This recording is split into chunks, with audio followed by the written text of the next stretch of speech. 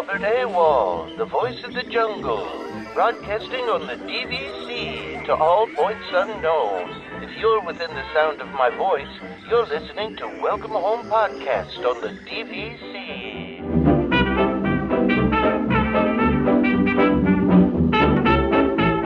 Hello and welcome to the Waitlist. This is our topic-based episode for the holidays while we take some time off. I would call it well-deserved time off, but that sounds really that's arrogant. Yeah, it does, right? I think it's well-deserved. So. We did thousands of minutes of content this year, right? So. Yeah, no, I don't think it's. I think it's well-deserved is right. So for everyone that listens to this, right? So we're gonna do. This will be the last episode of the season, right? And then we're taking off the second. Yeah. Okay. Yeah, so this will. If you're listening to this came out right after Christmas, and then we will be the second. I will, just for everyone's knowledge, because I know the last time I did this, some people got mad. I will post a very short message as an audio file telling everybody that we're gone until the next week. So don't be fooled that it's an episode. It is not. It's the out of office reply like you get on your email. Nothing yes. more. Yeah, exactly. I think it's better than us just not having an episode show up at all. So, it's just a short message letting everybody know, and then we'll be back the next week. So this was Damon. Was this your idea? Was it this waitlist topic, or did this come from the group? Of course, it was. I mean, if you look in the group, you'll see that I even congratulated myself on a good idea. Oh, you did? I didn't Yes, see that. No, I did not see that. So, do you want to explain your idea? You want to go? I mean, kind of. I mean, I've been watching a lot of sports today, so the World Cup was phenomenal, and now I'm watching the Cowboys game on the other monitor. So, I mean, I guess I'll kind of try my best. So now that Universal has two, I think. Right, is it two? It's like Jurassic Park escape rooms. It's Jurassic Park, and I forget what the other one is. Yeah. But, I thought it would be a good idea to kind of talk about what you would enjoy seeing in an escape room for Disney, because I really think that it's a good idea. You know, is the Void even back yet? No, I mean they went out of business. They that's that. I think it would be great to get escape rooms, maybe. Yeah. No, I like the idea. I love escape rooms. I think we've. So the two that they have are, let's see.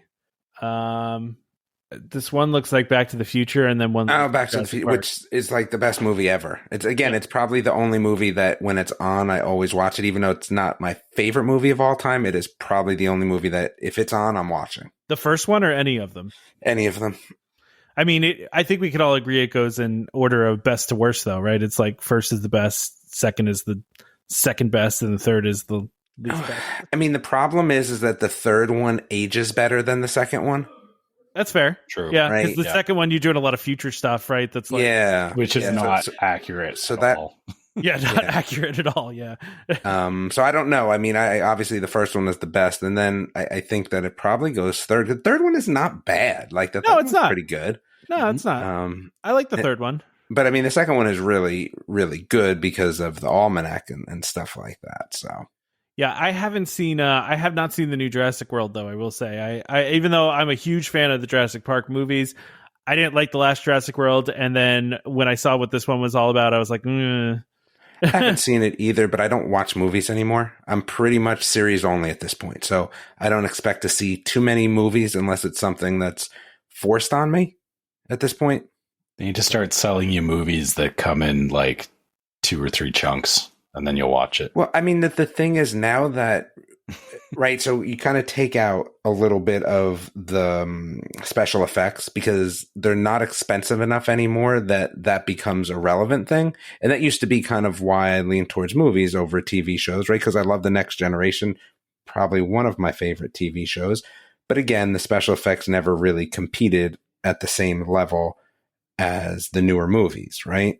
But now that movies and series, some of them even have bigger budgets for the series than they do for movies, I just lend myself towards watching series because they're longer. I'll tell you, I was watching, if you're an Indiana Jones fan, what is that, Blood and Shadows or whatever on Paramount Plus is pretty darn good. I haven't heard of that. I don't know. Yeah, it's pretty darn good. So. Okay. So how many escape rooms are we going to design within this escape room? Because, most... I'm only doing one. Because I got a couple in mind. I mean, I got. I would like if there was multiple ones there. And again, my knock on escape rooms has always kind of been like, once they're done, they're done. But I just think the traffic that goes through Disney is just so much that I don't think that they would necessarily be a problem. I think you just have to lend yourself to making sure that, you know, if you want to be that person, that you're not looking at all of the, you know, the ways to solve it, because, you know, that will be out there the first solutions. day. Yeah, the solutions and all that stuff. Yeah. So the first thing I would like to propose is that I think this is how we bring back Disney Quest, is the first place to start from. Whatever, like, we're all talking about individual escape rooms. I think, you know, if Disney was going to do escape rooms, this should be the new Disney Quest. Like just escape rooms, or you're saying just the foundation for new Disney Quest? I'm saying it should be just escape rooms for now. Like, the way I think that it's, you know, if Disney was going to do escape rooms, there should be a large space where they can have, you know, like, you know, 3, 4, or 5 escape rooms running, but then have it sectioned off so that, you know, while one is running, they can build a new one. And then, you know, it kind of deals with the, you know, what you were talking about, you know, once escape rooms get out, you know, like, you have to keep refreshing them, right? So it gives them a space where they can keep. Well, that's what I rotating. wonder. With so many people coming through Disney, I don't necessarily know. Like, it will be interesting to see how Universal tackles that. But with so many people coming through, I don't know what that refresh rate really has to be.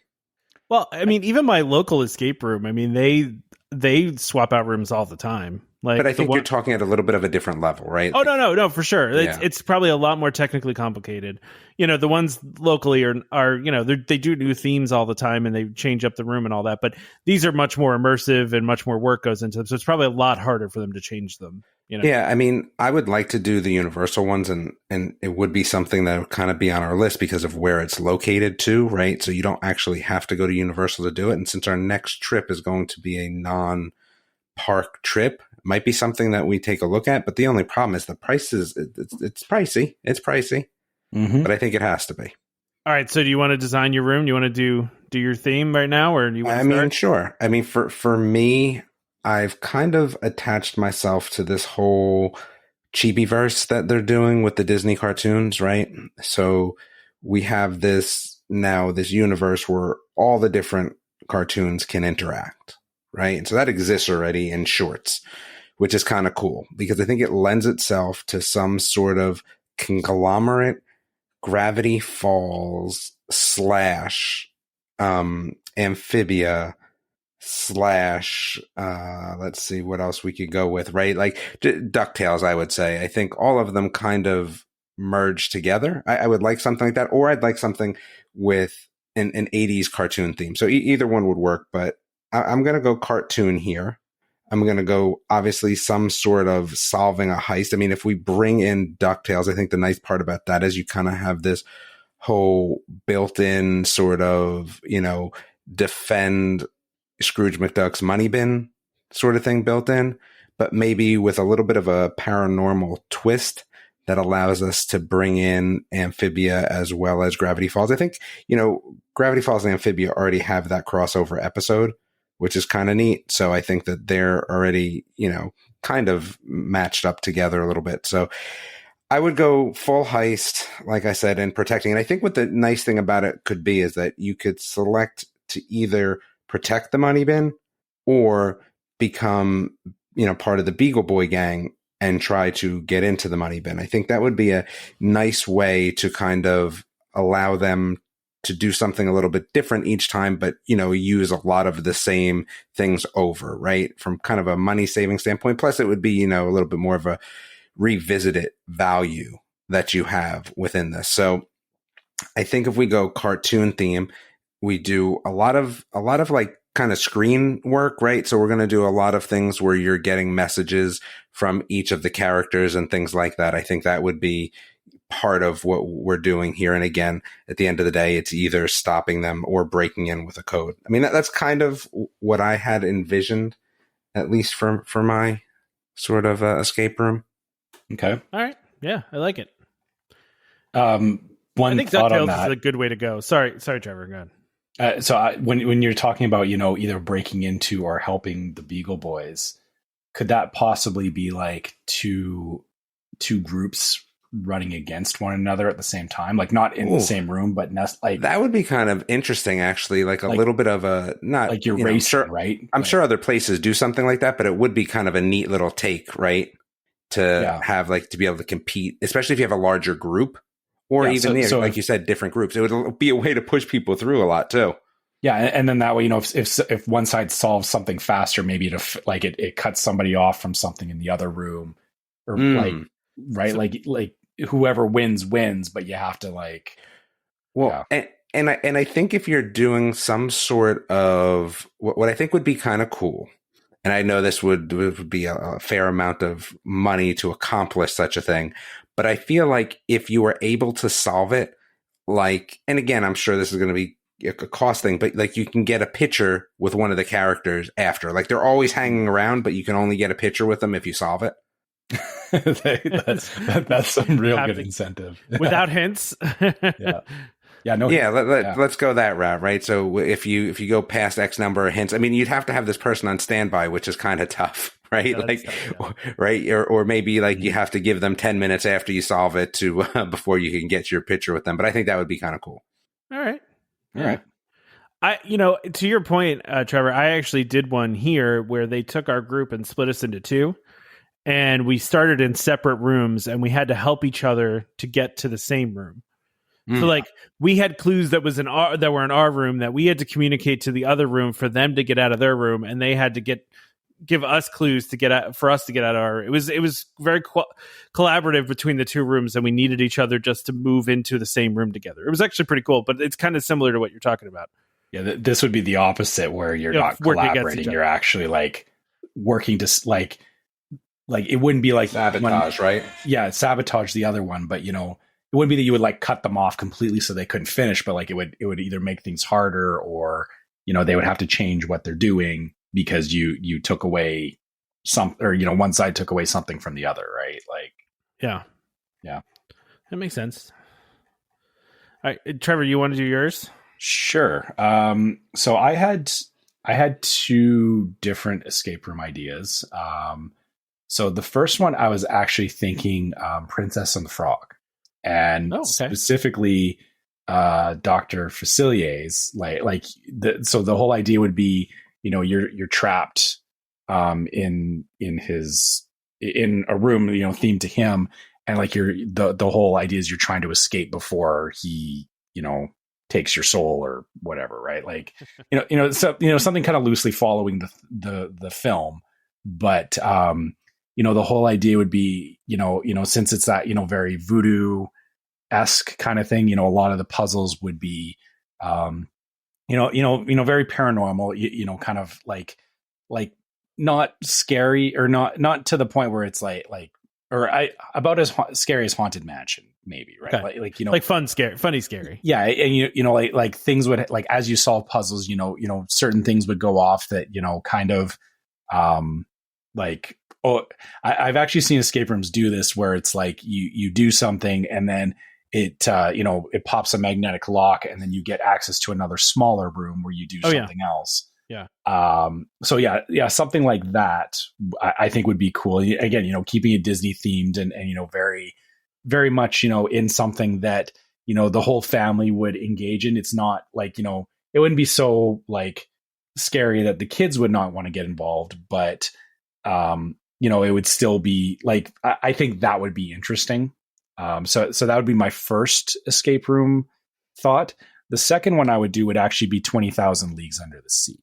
Ooh, okay. And that is, you're on the Nautilus. You have, all the dials and knobs and everything, and it's, trying to, save the Nautilus from, the giant squid or something like that, right? Like it's, I think that would be a really cool thing, and it would be very, and I know we don't, or I know not everyone's, interested or, hands-on is hard, but, escape rooms inherently are hands-on. And so my thinking is, fine, go all the way with it. People have to be, like turning cranks and, doing stuff. And I think, with Disney Imagineering, it would be cool if, at certain points, like, you could see like the eye of the squid through the window and stuff as you like progress through the escape room, right?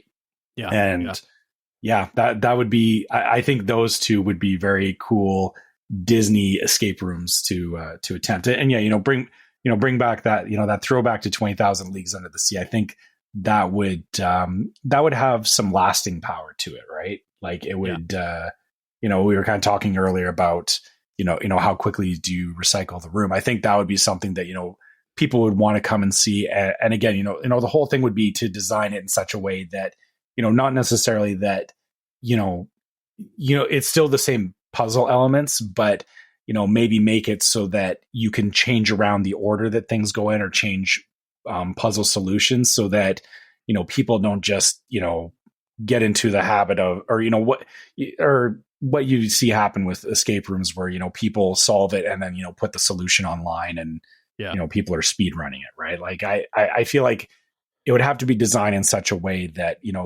not that they can redo the entire room, but that they can switch things out as time goes on so that, new people coming in get at least a different experience. Right? Like they still know what it is, but, the puzzle solutions are not the same every time. Yeah. You make it so that it's like easy to change them up or something, Yeah. Which I guess you could easily do with like technology, right? Like if you do things that are more like touchscreen based as opposed to like actual physical locks and stuff like that, you could easily change the puzzles, Mm-hmm. Well, even changing like lock combinations and changing the puzzles that give you the solution it's not hard to do. It's just you have to have a structure in place to do that. So you don't like, somebody changes the lock and the puzzle doesn't line up with it, right? Yeah. So, Yeah. No, that makes sense. I like it. I like those ideas. I'm going in a very different direction. All right. So there is one by me that has several rooms that are horror based, right? So I am going to go with the fairly newly acquired franchise of Alien. I want to make an Alien. So I want to make Alien. They had that already. And Yes. They closed it. Yeah, no, that was a ride. This is an escape room where you actually have to escape the alien that breaks out, right? That's so worse. I know. I mean, it's better, but worse. Yeah, you're right. It's better, but no.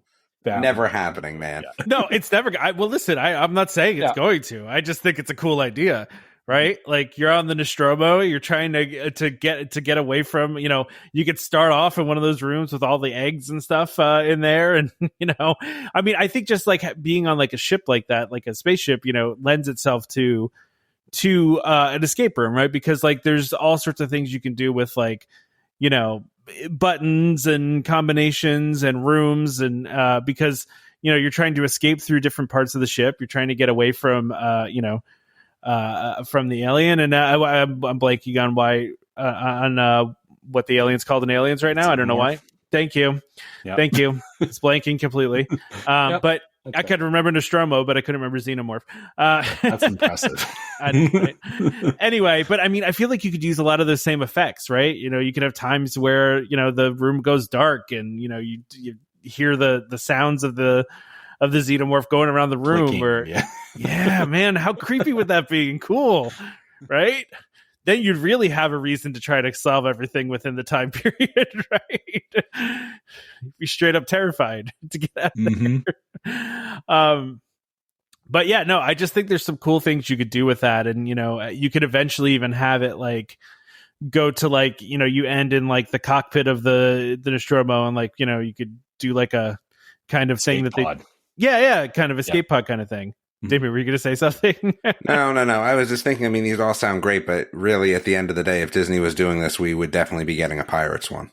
Oh yeah. Pirates would be great too. Yeah.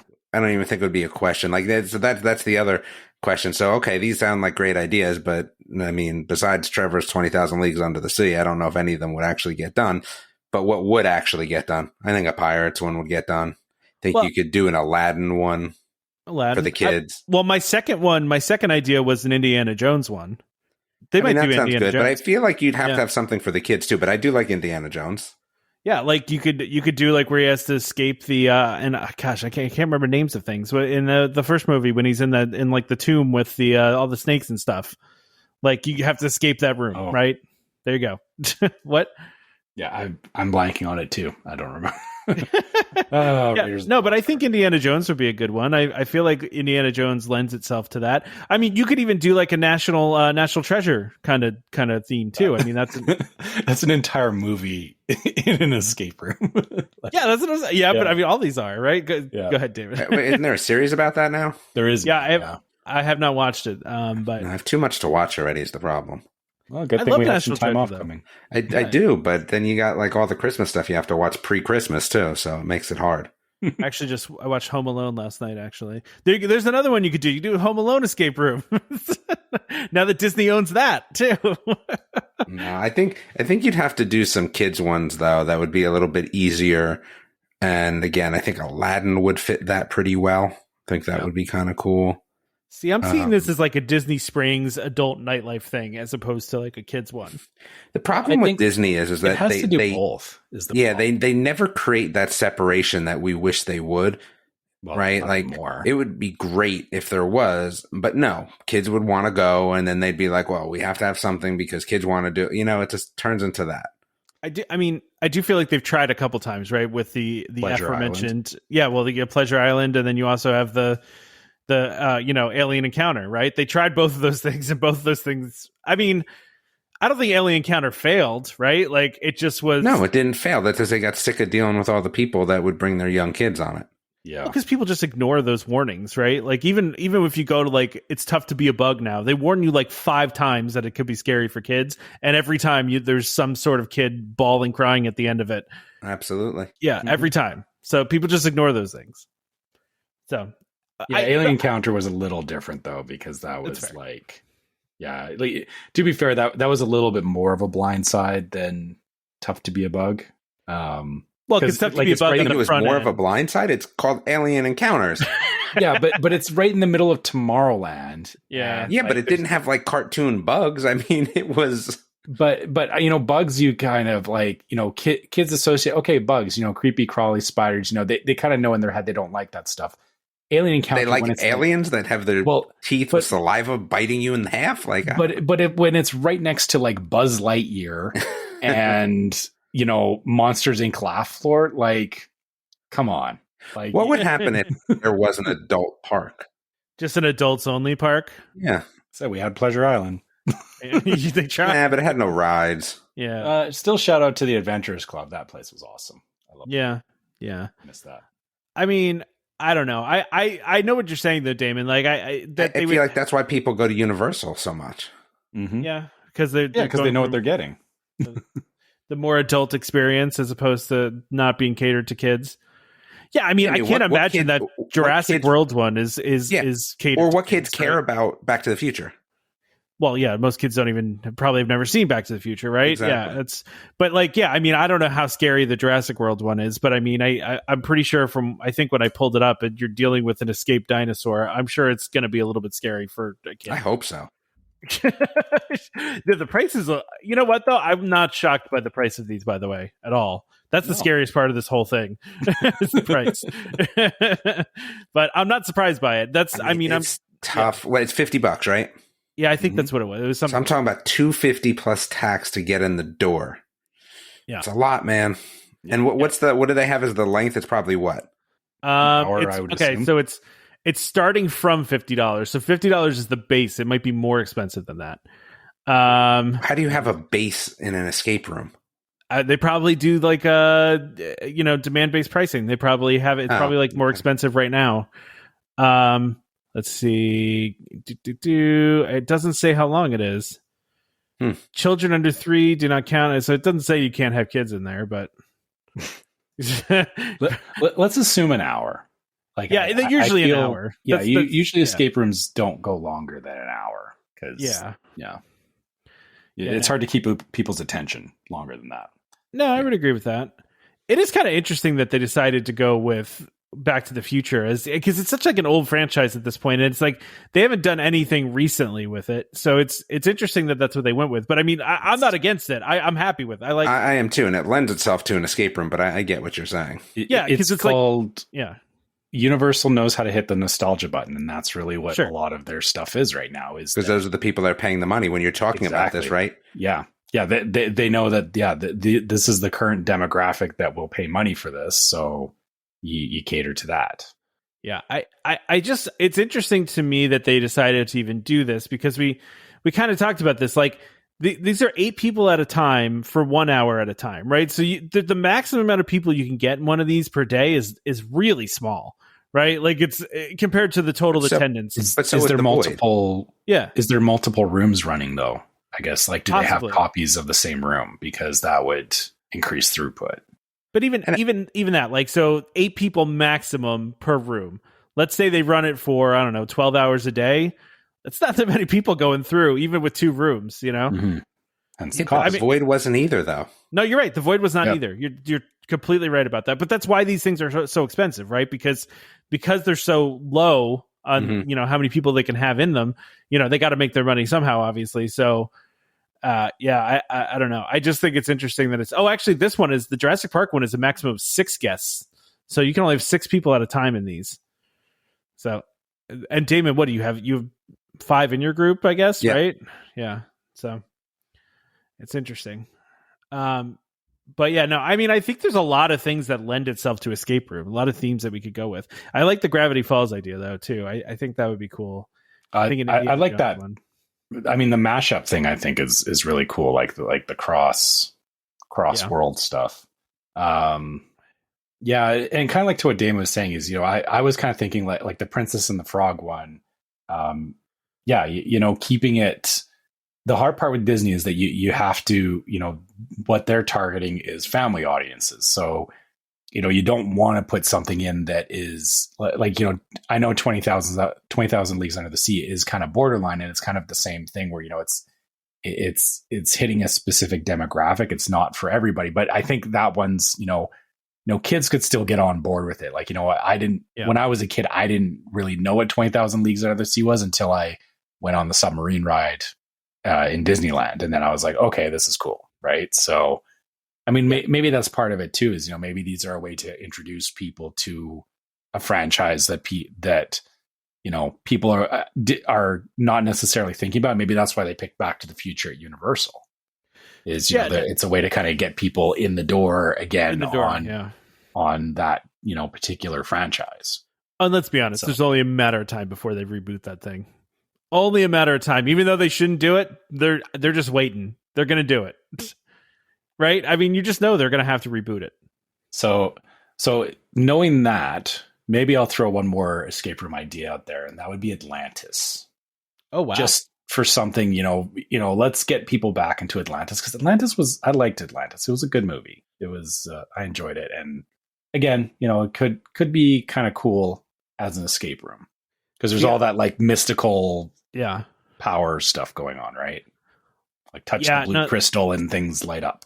So that's a good point. I mean, like I feel like if they went a kid's way, they'd have to go DuckTales. Like DuckTales just feels like it lends itself so well to an escape room. You know, I'm still on with. I think you know, Damon's idea of, you know, 2 rooms fighting against one another. I think if they could pull something like that off, and it would be really cool. Like. And yeah, you know, the whole DuckTales thing does lend itself to it. You know, pick either the good side or the bad side, right? What if they did a combination of the Void and an escape room? No. Virtual escape room. Well, I mean, you need that, yeah. There are VR escape rooms already. Yeah, I think that the immersion, though, is going to be a little bit tactile for an escape room, I feel. Yeah. No, yeah, that's just true. That's true. There was some tactile stuff in the Void. You had to push some buttons and stuff. Yeah, the Void did pretty good with that. Yeah, I thought the Void was good. I mean, PlayStation VR 2 comes out in like a month, right? So, I mean, we're already at Void level. Well, we're past Avatar level, right? So, we have Void level at that point. I guess, yeah. I guess. All right, well, I think that's it. Do you guys want to talk about anything else, or should we end this thing for the year? That's it. End it for the year. All right. Well, thanks everybody again for listening. Hope everybody had a Merry Christmas and a Happy Holiday, regardless of what you celebrate. And, you know, we hope you have a Happy New Year. We'll talk to you guys all again on the 9th. And this has been The Waitlist. This is Skipper Albert Awol, the voice of the jungle, signing off from Welcome Home Podcast on the DVC. a huddle when we hit a chair. How she can cuddle is no